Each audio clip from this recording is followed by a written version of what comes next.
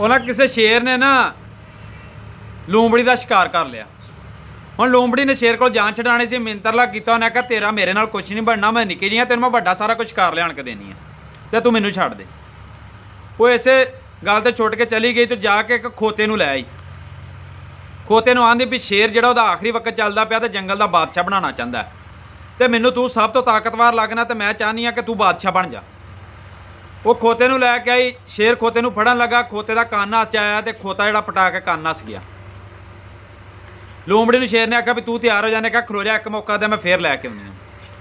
ਫੇਰ ਗਈ, ਉਹਨੇ ਖੋਤੇ ਨੂੰ ਕਾਇਰ ਕਰਨ ਦੀ ਕੋਸ਼ਿਸ਼ ਕੀਤੀ, ਖੋਤਾ ਨਾ ਮੰਨਿਆ। ਉਹਨੇ ਆਖਿਆ ਖੋਤੇ ਨੂੰ ਵੀ ਗੱਲ ਇਹ ਵੀ ਬਾਦਸ਼ਾਹ ਤੇਰੇ ਕੰਨ 'ਚ ਕੋਈ ਬਾਦਸ਼ਾਹੀ ਦੀਆਂ ਅਹਿਮ ਗੱਲਾਂ ਦੱਸਣ ਲੱਗਾ ਸੀ, ਤਾਂ ਕਰਕੇ ਤੇਰਾ ਕੰਨ ਫੜਿਆ ਸੀ, ਤੂੰ ਤੇ ਨੱਸ ਆਇਆ। ਖੋਤਾ ਉਹਦੀ ਗੱਲ ਦੇ ਵਿੱਚ ਆ ਗਿਆ। ਖੋਤਾ ਫੇਰ ਚਲਾ ਗਿਆ। ਹੁਣ ਸ਼ੇਰ ਨੂੰ ਆਂਦੀ ਵੀ ਗੱਲ ਇਹ ਵੀ ਹੁਣ ਦੁਬਾਰਾ ਨੱਸਣ ਨਾ ਦੇਈ, ਫੇਰ ਇਹ ਨਤੀਜੇ ਹੀ ਨਹੀਂ ਹੋਣਾ। ਸ਼ੇਰ ਨੇ ਜ਼ਰਾ ਮਜ਼ਬੂਤ ਕਰਕੇ ਪੰਜਾ ਪਾ ਲਿਆ ਧੌਣ ਨੂੰ, ਸ਼ੇਰ ਫੜ ਕੇ ਤੇ ਖਾ ਗਿਆ। ਜਦੋਂ ਸ਼ੇਰ ਉਹਦੀ ਧੌਣ ਵਾਲੇ ਪਾਸੇ ਹੋਣ ਲੱਗਾ ਨਾ, ਸ਼ੇਰ ਵਾਲੇ ਪਾਸੇ ਵੱਲ, ਤੇ ਵੇਖਿਆ ਦੇ ਵਿੱਚ ਮਗਜ਼ ਹੀ ਕੋਈ ਨਾ, ਦਿਮਾਗ ਹੀ ਕੋਈ ਨਾ। ਲੂੰਬੜੀ ਦਿਮਾਗ ਖਾ ਗਈ ਸੀ। ਸ਼ੇਰ ਆਂਦਾ ਲੂੰਬੜੀ ਨੂੰ ਵੀ ਦਿਮਾਗ ਕੋਈ ਨਹੀਂ। ਉਹਨੇ ਆਖਿਆ ਬਾਦਸ਼ਾਹ ਸਲਾਮਤ, ਜੇ ਦਿਮਾਗ ਹੁੰਦਾ ਤੇ ਦੂਜੀ ਵਾਰੀ ਬਾਦਸ਼ਾਹ ਬਣਨ ਦੇ ਲਾਲਚ ਇੱਥੇ ਹੀ ਆਉਂਦਾ। ਗੱਲ ਤੇ ਵੀ ਸਾਡੇ ਕਿਸਾਨਾਂ ਨਾਲ ਵੀ ਇਸੇ ਤਰ੍ਹਾਂ ਹੀ ਬਣਨ ਡਿਆ ਕਿ ਸਾਨੂੰ ਬਾਰ-ਬਾਰ ਬੇਵਕੂਫ ਬਣਾਇਆ ਜਾਂਦਾ ਹੈ। ਲੇਕਿਨ ਕੁਛ ਗਧੇ ਸਾਡੇ ਵਜ਼ੀਰ ਬਣਾ ਦਿੱਤੇ ਗਏ ਨੇ।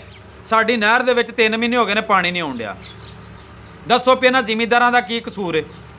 ਉੱਤੋਂ ਕੱਲ ਨੂੰ ਕਣਕਾਂ ਇਹਨਾਂ ਵਿਚਾਰਿਆਂ ਨੇ 3000 ਤੁਸੀਂ ਰੇਟ ਕੱਢਿਆ, ਨਾ ਦਿੱਤੀਆਂ, ਤੁਸੀਂ ਛਾਪੇ ਮਾਰ ਇਹਨਾਂ ਦੇ ਘਰੋਂ ਕਣਕਾਂ ਚੁੱਕ ਲੈਣੀਆਂ। ਪਿਛਲੀ ਵਾਰੀ 2000 ਨੂੰ ਸਾਡੇ ਕੋਲ ਲੈ ਕੇ 6000 ਨੂੰ ਸਾਨੂੰ ਵਾਪਸ ਕਰਨ ਡੇ ਜੀ। ਮੈਨੂੰ ਤਾਂ ਲੱਗਦਾ ਅਸੀਂ ਨਹੀਂ ਗਧੇ ਵਜ਼ੀਰ ਨੇ। ਮੈਂ ਇਹਨਾਂ ਨੂੰ ਦੱਸਣਾ ਚਾਹੁੰਦਾ ਕਿ ਤੁਹਾਡੇ ਨਾਲ ਕੁਝ ਵੀ ਨਹੀਂ ਜਾਣਾ। ਇਹ ਜਿਹੜਾ ਜ਼ਿਮੀਂਦਾਰ ਇਹਨੂੰ ਅੱਲਾਹ ਪਾਕ ਨੇ ਖੁਸ਼ਹਾਲੀ ਰੱਖਣਾ। ਤੁਸੀਂ ਇਸ ਵਾਰੀ ਇਨਸ਼ਾਅੱਲਾ ਬੇਇੱਜ਼ਤ ਹੀ ਹੋਣਾ ਵੇ। ਜਿੱਥੇ ਵੀ ਤੁਸੀਂ ਆਦੇ ਆਵਾਮ ਤੁਹਾਡੇ ਕੋਲ ਜ਼ਰੂਰ ਇਹਨਾਂ ਚੀਜ਼ਾਂ ਦਾ ਬਦਲਾ ਲਏਗੀ। ਬਾਕੀ ਸਾਡਾ ਪਾਣੀ ਚੋਰੀ ਜਿੱਥੇ ਤੁਸੀਂ ਮਰਜ਼ੀ ਕਰਾ ਲਓ, ਲੇਕਿਨ ਬਦਲਾ ਅਸੀਂ ਜ਼ਰੂਰ ਇਸ ਵਾਰੀ ਲੈਣਾ ਜੇ ਤੁਹਾਡੇ।